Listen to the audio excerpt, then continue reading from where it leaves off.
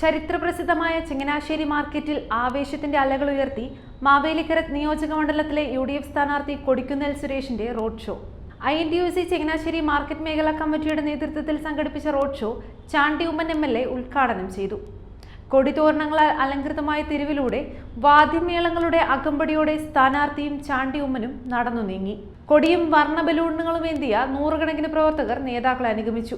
ചങ്ങനാശ്ശേരി ഉൾപ്പെടുന്ന മാവേലിക്കര മണ്ഡലത്തിലെ ജനങ്ങൾക്ക് ഒരു കേന്ദ്രമന്ത്രിയെ കിട്ടാൻ പോകുകയാണെന്ന് പരിപാടി ഉദ്ഘാടനം ചെയ്ത് സംസാരിച്ച ചാണ്ടി ഉമ്മൻ പറഞ്ഞു. റോഡ് ഷോയ്ക്ക് ശേഷം പായിപ്പാട്, തൃക്കൊടിത്താനം പഞ്ചായത്തുകളിൽ സ്ഥാനാർത്ഥി പര്യടനം നടത്തി. ചങ്ങനാശ്ശേരി 4 കോടിയിലെ റെയിൽവേ മേൽപ്പാല നിർമ്മാണത്തിന് തടസ്സമായി നിൽക്കുന്നത് സംസ്ഥാന സർക്കാരാണെന്ന് കൊടിക്കുന്നിൽ സുരേഷ് പറഞ്ഞു.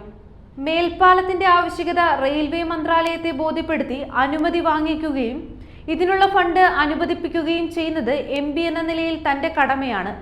അത് താൻ കൃത്യമായിട്ട് ചെയ്തിട്ടുണ്ട്. എന്നാൽ മേൽപ്പാലത്തിന്റെ അപ്രോച്ച് റോഡ് നിർമ്മാണവും ഇതിനു വേണ്ട സ്ഥലം ഏറ്റെടുക്കലും നടത്തേണ്ടത് സംസ്ഥാന സർക്കാരാണ്. ഇതിലുള്ള വീഴ്ചയാണ് പദ്ധതി നീണ്ടുപോകുന്നതെന്ന് കൊടിക്കുന്നിൽ കുറ്റപ്പെടുത്തി.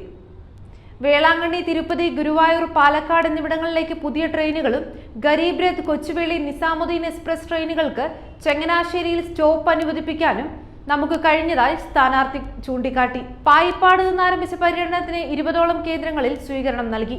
തൃക്കൊടിത്താനം പഞ്ചായത്തിലെ പീടികപ്പടിയിൽ സമാപിച്ചു.